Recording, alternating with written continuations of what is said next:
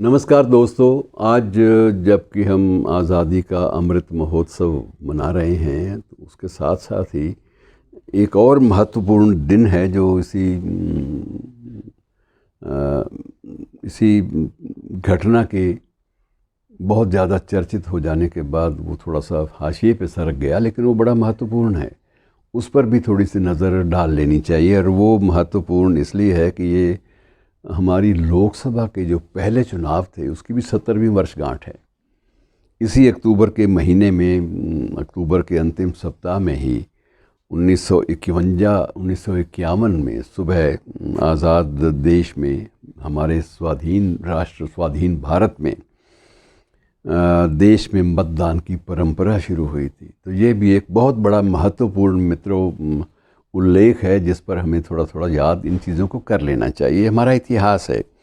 और सबसे बड़ी बात यह है कि 1951 में जो पहला मतदान हुआ था उसके को बचे खुचे दो चार अब भी ऐसे लोग हैं जिन्होंने तब भी पहले मतदान में भाग लिया था और वो अब तक उन्होंने कोई भी मतदान जो है वो ऐसा नहीं छोड़ा जिसमें वो भागीदारी उनकी ना रही हो। लेकिन गिने चुने दो चार नाम ही हैं, उनका भी उल्लेख कर लेंगे। पहले ये है कि इसकी चर्चा कर लें।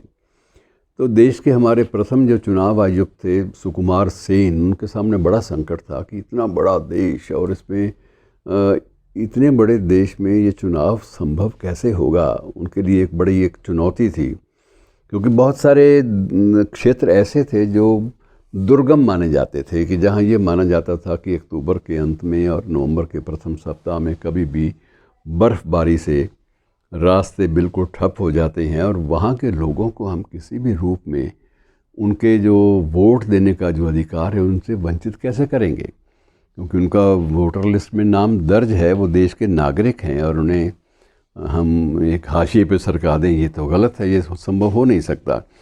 तो मित्रों, फिर भी पहली बार जो चुनाव हुआ था उसमें अच्छी बात ये थी कि बाधाओं के बावजूद और अपेक्षाकृत जागरूकता कम होने के बावजूद भी 47% लोगों ने, मतदाताओं ने, वोटर लिस्ट के मुताबिक मैं कह रहा हूँ, वो 47% लोगों ने इस मतदान में भाग लिया था। और उसमें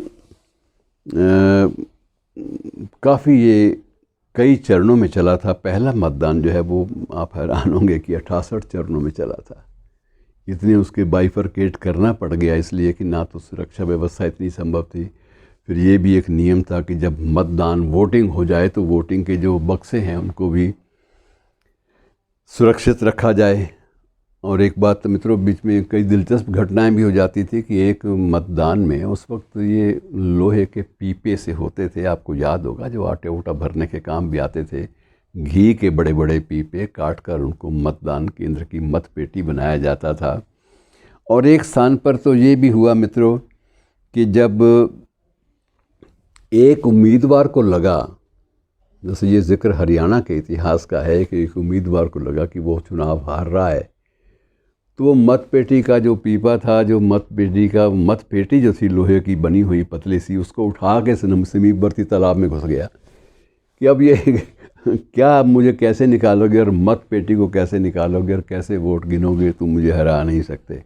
तो ये ऐसी ये घटनाएं इक्का दुक्का थी, लेकिन दिलचस्प थी कि लोगों को लगता था कि एक एक वोट गिना जाएगा और एक एक वोट गिना जाएगा तो कैसे पराजय होगी, जय होगी। उस उम्मीदवार को लगा कि मुझे वोट देने कोई नहीं आ रहा, तो वो पूरे के पूरे जो जिसमें ज़्यादा वोट थे, जिस पेटी में, मतपेटी में, वो मतपेटी उठा के एक तालाब में घुस गया था कि देख लो, कर लो जो करना है। तो बहरहाल ये छोटी छोटी घटनाएं हैं, दिलचस्प हैं। और नए नए चुनावों में ये प्रक्रिया कितनी लंबी थी और किन कठिन परिस्थितियों में हमने उन बारीक लोहे की परत वाली मतपेटियों से हम लोग ईवीएम, इलेक्ट्रिक वोटिंग मशीन्स तक पहुँचे हैं। ये यात्रा 70 साल में मित्रों बड़ी अद्भुत रही है। और इसमें बहुत सारा जो आप ये कह सकते हैं कि अब तो सुरक्षा की व्यवस्था भी देखनी पड़ती है। और कई बार कुछ राज्यों में, देश में पहले एक ही बार में चुनाव होते थे, लेकिन वो धीरे धीरे परंपराएं वो समाप्त करनी पड़ी, क्योंकि एक ही समय में इतनी सुरक्षा व्यवस्था संभव ही नहीं थी। कि अगर सारे ही पुलिसकर्मी या सारे ही बीएसएफ के लोग या सरकारी कर्मचारी इसी प्रक्रिया में, इसी ये वोटिंग की, मतदान की प्रक्रिया में ही सारे व्यस्त हो गए तो देश चलेगा कैसे, प्रशासन कैसे चलेगा। तो ये बहुत बड़ी संकटमय स्थिति से गुजरा है हमारा देश। लेकिन फिर भी हमें इस बात पर थोड़ा सा गर्व होना चाहिए कि 70 वर्ष से चली आ रही, जिसकी वर्षगांठ 70वीं वर्षगांठ इन दिनों में हम मना रहे हैं, वो परंपरा आज भी कायम है। और इनमें सबसे पहला जो मतदाता था इस देश में वो श्यामा चरण नेगी के नाम से थे, हिमाचल के। और हिमाचल के बंदों की उम्र भी काफ़ी होती है, पहाड़ के लोग कई बहुत बुज़ुर्ग भी होते हैं, लेकिन श्यामा चरण नेगी ने 1950 में भी पहला वोट, 51 में पहला वोट डाला था, और उसके बाद इस बार भी उन्होंने अपना वोट का अधिकार है उसका इस्तेमाल किया है। ये बड़ी गर्व की बात है। तो इस ऐतिहासिक घटना को हमें भुलाना नहीं चाहिए कि आज से ठीक 70 वर्ष पहले हमने यही प्रक्रिया आरंभ की थी, और हम सगर्व कह सकते हैं कि हम विश्व के दूसरे सबसे बड़े लोकतंत्र के नागरिक हैं। धन्यवाद।